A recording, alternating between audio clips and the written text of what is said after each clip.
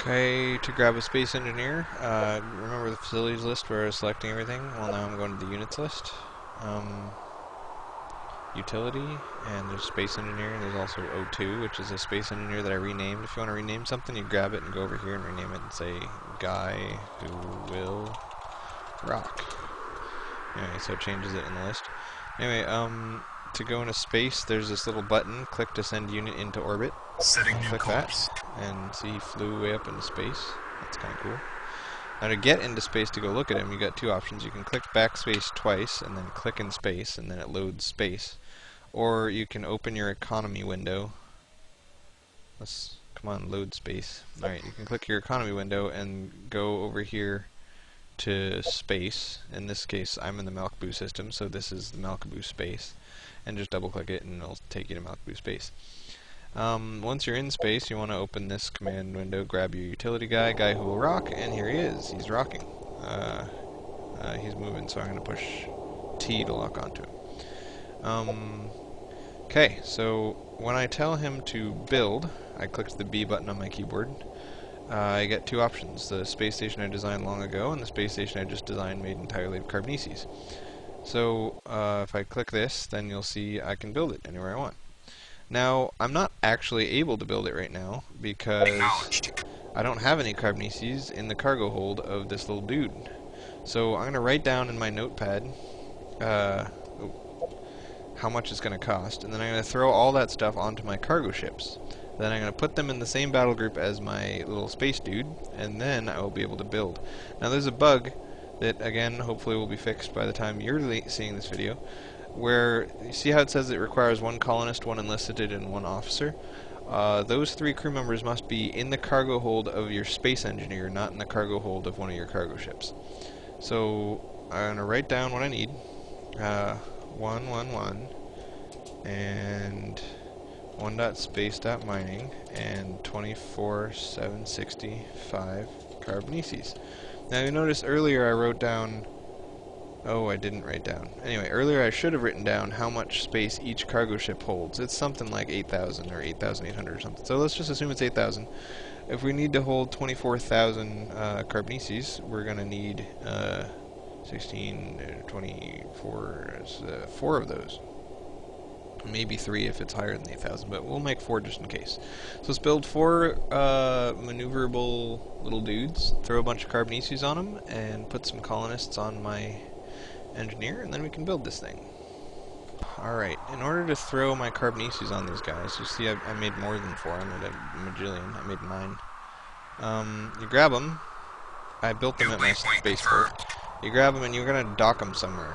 When you dock them, they gain access to your colony's cargo space. And you'll see in my cargo space I have plenty of carboneses. Down here, carboneses 484,000. So that's more than 24,000, which is what I need.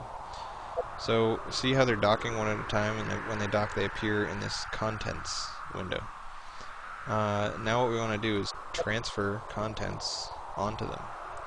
So carboneses onto this guy, transfer from colony. See, his max hull is 8854. So onto this guy and onto this guy.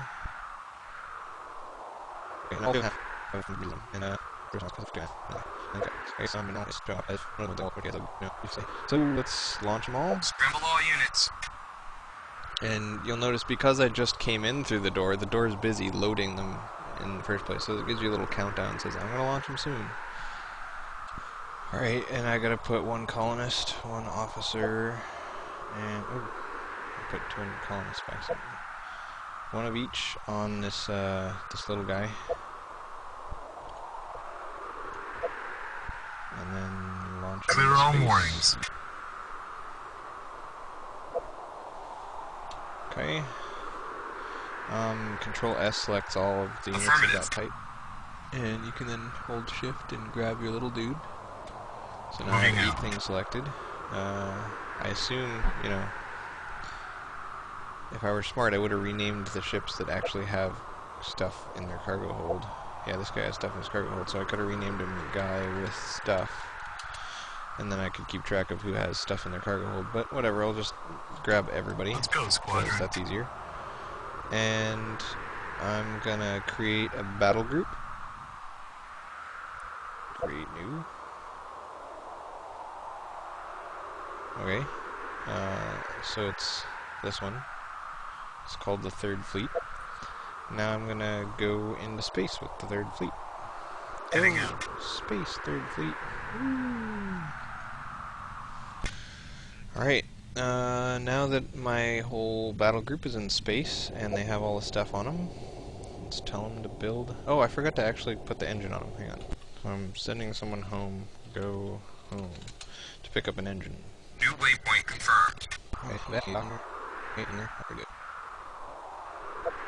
Okay. Also, once the go ahead and run. So actually, yeah, the eager one. You'll notice that creating this engine takes a while. It's not a long while, and if you do things in bulk, it doesn't really matter how long things take. But the reason it takes as long as it does is because we maximize production time. Remember, we made the hull as small as we could, the minerals as small as we could, crew pretty small, everything really small. And the only thing that we made big was production time. So now it's going to take a long time to produce. If you wanted it to build really quickly, though, you could minimize production time and maximize something else. You know, like a combination of crew, minerals, and hull. But I don't care very much about production time. So now it's done, and we're going to go next.